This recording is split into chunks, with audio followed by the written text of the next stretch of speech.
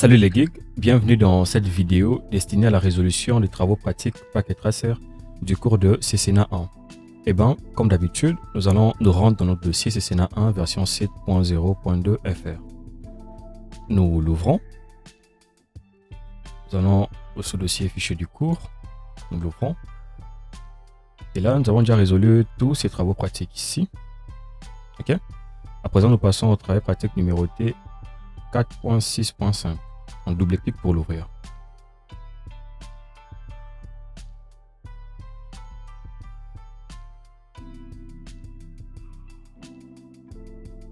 Voilà, tout est bon.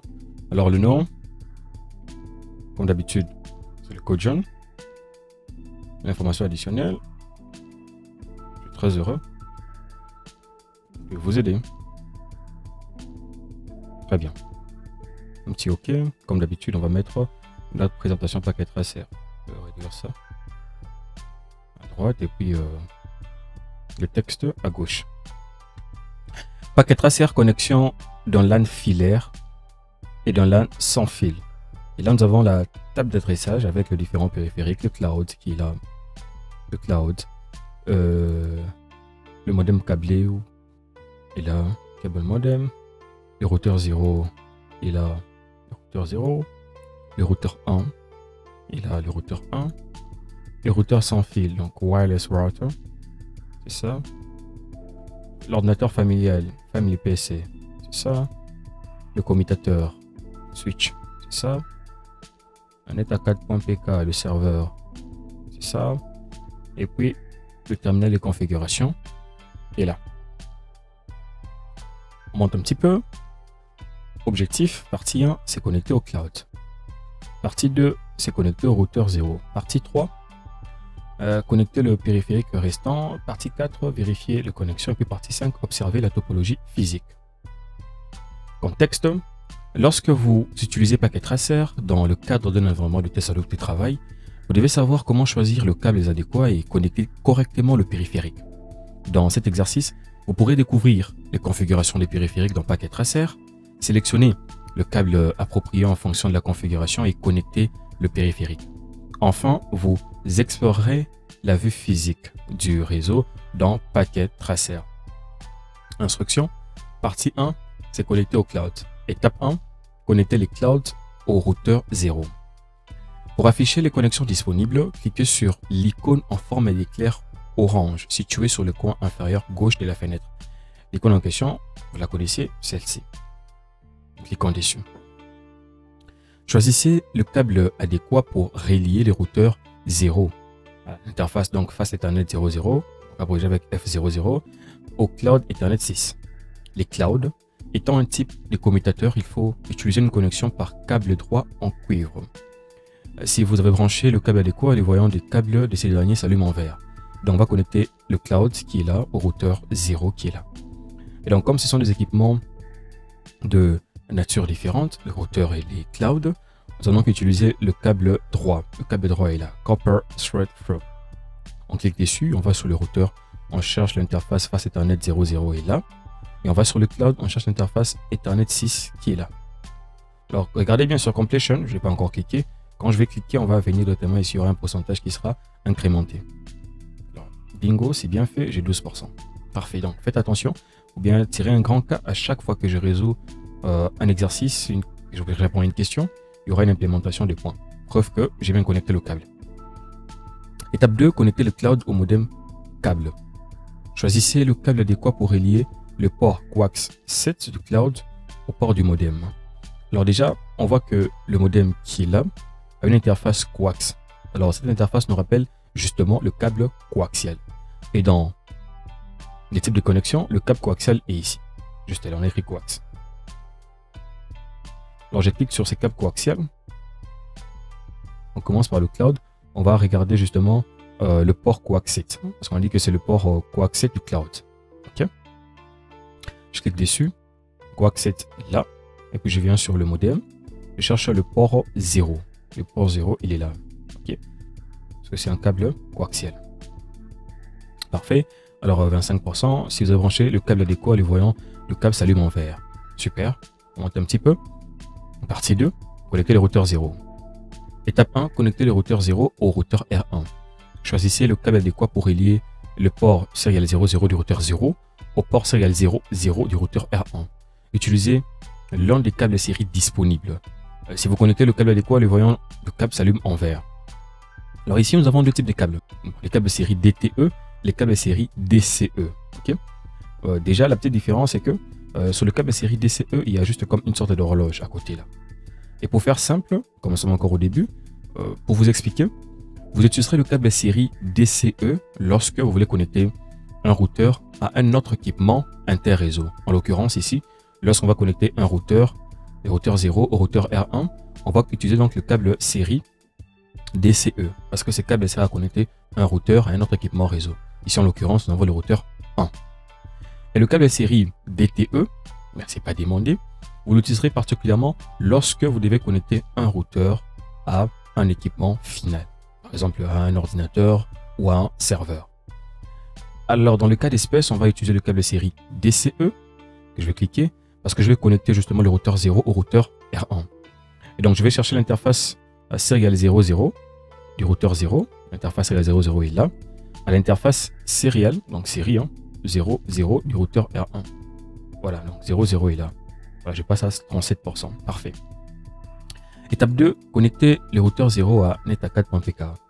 Choisissez les câbles adéquats pour relier les ports Fast Ethernet 01 du routeur 0 au port Fast Ethernet 0 du NetAcad.pk. Les routeurs et les ordinateurs utilisent généralement le même fil pour la transmission 1 et 2 et la réception 1 et 2. Le câble adéquat est composé de ce fil croisé. Et donc ici, j'en ai une partie de la réponse, c'est que on va donc chercher un câble croisé. Bien que de nombreuses cartes réseau soient désormais capables de détecter automatiquement quelle paire est utilisée pour la transmission et la réception, le routeur 0 de netacad.pka ne possède pas de telle carte réseau. Et bien cette technologie qui permet de détecter automatiquement le type de câble ou voir justement comment faire matcher le câble entre eux, cette technologie est appelée AutoMDX. Ça veut dire que on n'a vraiment plus besoin d'utiliser soit un câble droit pour connecter les équipements de nature différente ou un câble croisé pour connecter les équipements de même nature. Ça, c'est une technologie qu'on appelle AutoMDX. Étant donné que à la fois ces routeurs et les serveurs netacad.pk n'ont pas cette technologie, on va donc respecter la règle qui dit que pour connecter les équipements de même nature, on va utiliser un câble croisé. Donc là, je viens, le câble croisé est là, donc Copper Crossover. Je clique dessus. Je viens sur mon routeur 0, je choisis l'interface Fast Ethernet 01, puis je viens sur le serveur netacad.pka. Je vais choisir l'interface Fast Ethernet 0. Donc je vais quitter le 37% à 50%. C'est parfait. Donc si vous avez branché le câble adéquat, les voyants des câbles s'allument en vert. C'est déjà fait. Étape 3, connecter le routeur 0 au terminal de configuration. Choisissez le câble adéquat pour relier la console du routeur 0 au terminal de configuration RS232. Le câble n'offre pas d'accès réseau au terminal de configuration, mais vous permet de configurer le routeur 0 par l'intermédiaire de son terminal. Donc pour faire simple, le câble console va nous permettre justement de manager le routeur. C'est un câble de gestion. Le câble console est juste là, on écrit console, on clique dessus. On va commencer par cliquer sur l'interface, l'interface ou le port console du routeur 0. On clique sur le routeur 0, on clique sur le port console. Et puis nous venons sur la configuration terminal. J'aime pas trop cette façon ici de faire. Moi j'aime que ce soit la façon inverse. Donc je reprends. Je vais juste commencer par la configuration terminal pour le RS232. Je veux que ça soit comme ça. Voilà. Je trouve que c'est plus beau visuellement. Donc là, j'ai cliqué sur RS232. Puis je viens sur le routeur. J'ai choisi l'interface, les ports console. Voilà. Là on est à 62%. C'est bien fait. Et on dit que si vous voudrez brancher le câble adéquat, les voyants des câbles deviennent noirs. Voilà, c'est devenu noir. La partie 3, connecter le périphérique distant. Étape 1, connecter le routeur R1 au commutateur.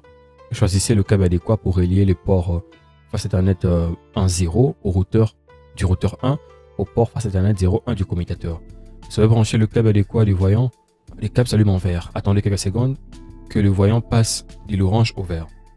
Plus particulièrement, pour cette question, nous allons répondre en utilisant le câble en fibre. Je vais expliquer pourquoi. Et bien, lorsque je vais cliquer sur le câble en cuivre, je vais venir sur l'interface du routeur. Je vais voir que dans ces différentes interfaces, l'interface qu'on nous a demandé, sur laquelle on a branché un câble particulier, c'est l'interface face Ethernet 1.0, celle-ci. Donc l'interface ou les ports face Ethernet 1.0. Ok. Mais qu'est-ce qu'on remarque visuellement? On remarque visuellement que cette interface ou ces ports ça n'a pas la même configuration que le port face Ethernet 0.0 qui justement doit demander un connecteur RJ45. Mais ici, il y a un type de connecteur particulier, vous voyez, comme deux petits points.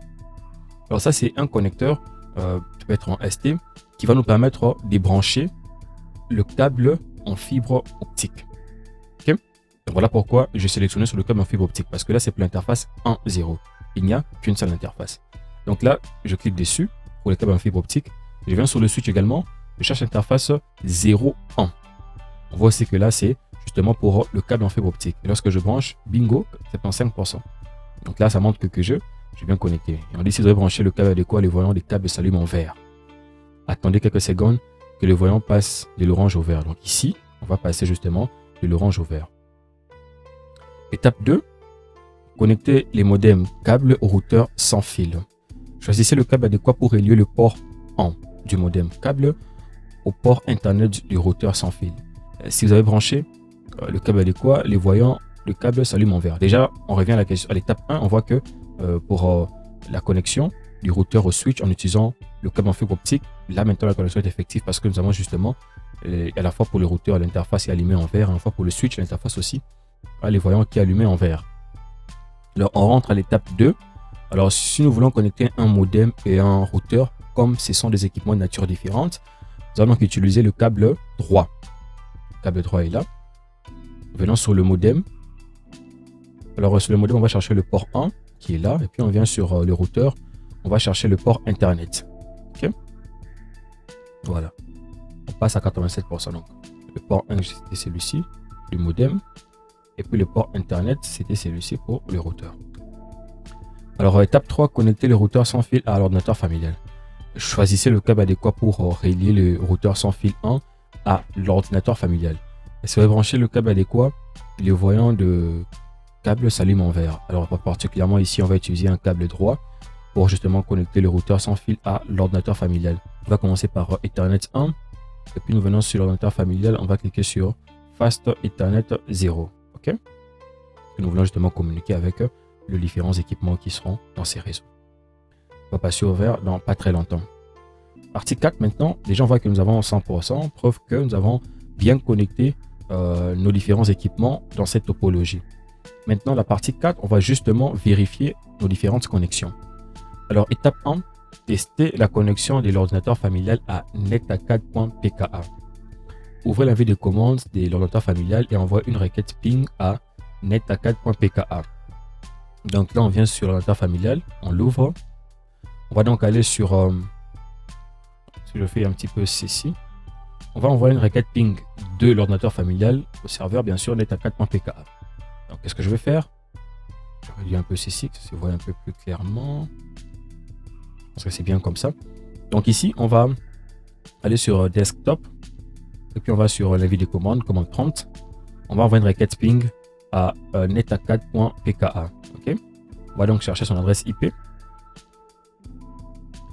L'adresse IP de netacad.pka est là, donc 10.0.0.254. On va faire un petit ping à 10.0.0.254. Voilà. Donc, quand vous parlez le paquet comme ça, comme je le dis toujours, c'est justement à cause de protocole ARP pour la résolution de l'adresse. Voilà pourquoi il faut toujours reprendre. Vous voyez que maintenant que la résolution de l'adresse a été effectuée, vous pouvez maintenant bien voir tout ce qui se passe dans les réseaux. Donc, il n'y a plus de pertes, tout va bien. C'est parfait. Alors, à part ceci, qu'est-ce qui est encore demandé? On nous demande d'ouvrir le navigateur web et d'accéder à l'adresse qui est là. Donc, je vais rentrer ici, je ferme avec le petit bouton. Je viens sur Web Browser, navigateur web. On va faire un peu ceci. Alors là, on ouvre l'adresse http, non, c'est http netacad.pka. On va sur Go. Voilà. Ok, donc on a justement cette réponse. Donc my favorite page pour montrer que ça marche. Étape 2, envoyer une requête ping au commutateur depuis l'ordinateur personnel. Ouvrez la vue des commandes de l'ordinateur personnel et envoyez une requête ping à l'adresse IP du commutateur afin de vérifier la connexion. Alors, où serait l'ordinateur personnel? Je pense que ce serait ni plus ni moins mon PC. Donc, on va l'ouvrir. On va sur desktop. On va sur command prompt. Là, on va envoyer une requête ping au switch, n'est-ce pas? Donc, au commutateur, on monte un petit peu. On va voir l'adresse IP du commutateur. L'adresse IP est celle-là. Alors, on va faire un petit ping pour justement tester la qualité des bouts en bout. 172.16.0.2. Voilà, ça marche. Bien sûr, là encore, on a encore à faire face au protocole ARP, donc on va répondre.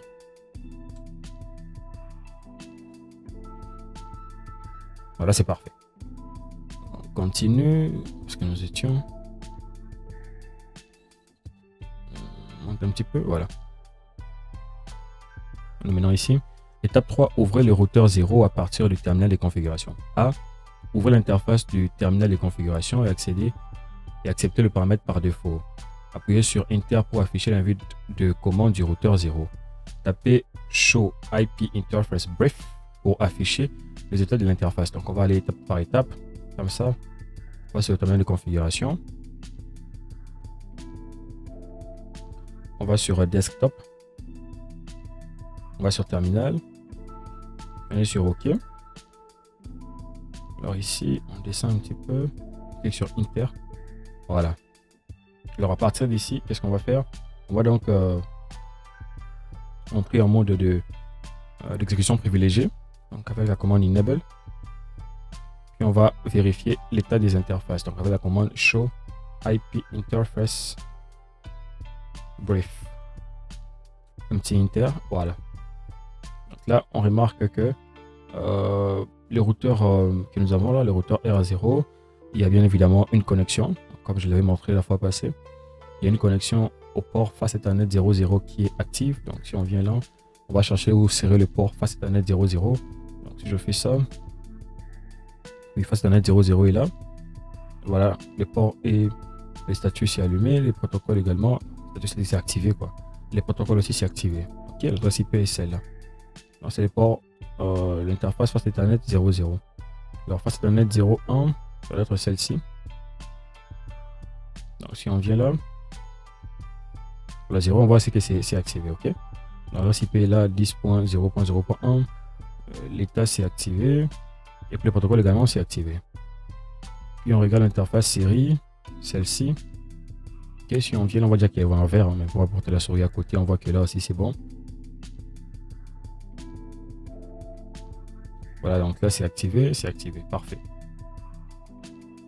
Donc on a fini, on va à la partie 5, observer la topologie physique. Étape 1, observer le cloud. Cliquez sur l'onglet Physical Work Space, donc espace de travail, ou bien on va appuyer sur Shift P ou Shift L pour alterner entre l'espace de travail logique et physique. Donc, on avait vu ça, donc on peut quitter de cette topologie logique, donc, qui se présente par ici, logical, ou la topologie physique. On va sur topologie physique. Là, cliquez sur l'icône Home City. Home City est là, on clique dessus. Cliquez sur l'icône Cloud. Alors on va chercher calmement où serait le cloud. Le cloud est là. Clique dessus. La question c'est combien de fils sont connectés au commutateur dans les racks bleus. Le commutateur est là. Ok. On va donc zoomer un petit peu. Et encore zoomer, hein, pour que vous puissiez bien voir. Vous voyez qu'il y a deux fils qui sont connectés. Ok. Donc, il y a le fil ici qui est connecté. Donc, on voit que device source c'est le cloud. Et puis il va justement à la destination du port 0. Le type de la connexion c'est la connexion coaxiale. Et le périphérique de destination, donc c'est, on va attendre un peu, c'est le modem câblé ou cable modem. Et puis on voit encore une deuxième connexion qui est là. Parce qu'on remarque que là justement c'est une connexion qui quitte le routeur 0, ok, avec l'interface source. Et port source sur face Ethernet 00 qui va à la destination qui est le cloud. Okay? Le cloud qui va à l'interface de face Ethernet 6. C'est bon. Alors, cliquez sur back ou bien précédent pour revenir à Home City. Ville du domicile. Back, c'est juste ce bouton ici. Nous avons dessus. On revient. Étape 2, observer le réseau principal. Cliquez sur l'icône Primary Network, réseau principal. Placez le pointeur de la souris sur les différents câbles. On vient là sur Primary Network. Voilà. Que trouve-t-on sur la table à droite du rack bleu? Donc, on va venir sur les racks bleus. Le rack bleu est là. Donc, à droite, qu'est-ce qu'on trouve? On trouve ces périphériques. Donc, Configuration Terminal. On trouve donc quoi? Le terminal de configuration. OK? Donc, ça, c'est bon. La question est celle-ci. Donc, on a fini. On va sur B, cliquez sur Back précédent pour revenir en Home City. On va sur Back précédent. On vient en Home City. Étape 3, observer le réseau secondaire. Cliquez sur l'icône Secondary Network. Placez les pointeurs de la souris sur les différents câbles. OK?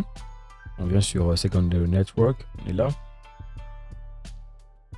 Ok, on va zoomer encore un peu pour voir. Ça peut déjà bien faire. On voit déjà tout ce qu'il y a ici. Alors, on lit la question. Donc, on était ici. On a fait ceci. La question, pourquoi y a-t-il deux câbles orange connectés à chaque périphérique? Eh bien, vous voyez qu'il y a deux câbles orange. Hein, comme on peut bien le voir. Okay, la réponse est que le câble orange sont déjà deux câbles, comme on avait vu, qui représentaient la connexion à fibre optique. Et donc, le câble à fibre optique sont disponibles par paire, avec un câble pour la transmission et l'autre câble pour la réception. Voilà pourquoi ici nous avons deux câbles orange. Cliquez back sur cette topologie ici pour revenir à Home City. Puis on descend à l'étape 4, la dernière d'ailleurs, on va aller sur le réseau domestique. Hein. Cliquez sur l'icône Home Network, donc réseau domestique, on clique là-dessus. La question c'est pourquoi, donc, si on revient ici, vous allez voir, c'est une question intéressante que j'aime d'ailleurs. Un peu de réflexion juste pour répondre à cette question, c'est qu'on dit pourquoi n'y a-t-il pas des racks pour supporter l'équipement? C'est-à-dire que si on met sur le réseau domestique ici, on voit que tout est sur la table. Hein. Donc si vous réinitialisez le zoom, vous allez voir que tout est sur la table. Tout est sur la table. Il n'y a même pas de rack. Ouais, il n'y a pas de rack. Maintenant, la question c'est celle de savoir pourquoi est-ce qu'il n'y a pas de rack pour supporter l'équipement. Eh bien, c'est que dans les réseaux domestiques, ces réseaux ne possèdent généralement pas de rack. Ok? B, cliquez sur l'onglet Logical Workspace, espace de travail logique pour revenir à la topologie logique. Okay. On va cliquer ici. Voilà, on revient à la topologie logique. Donc là, on voit que tout est bien fait. On est sur Completion 100%. Donc le travail pratique, nous l'avons résolu de fond en comble.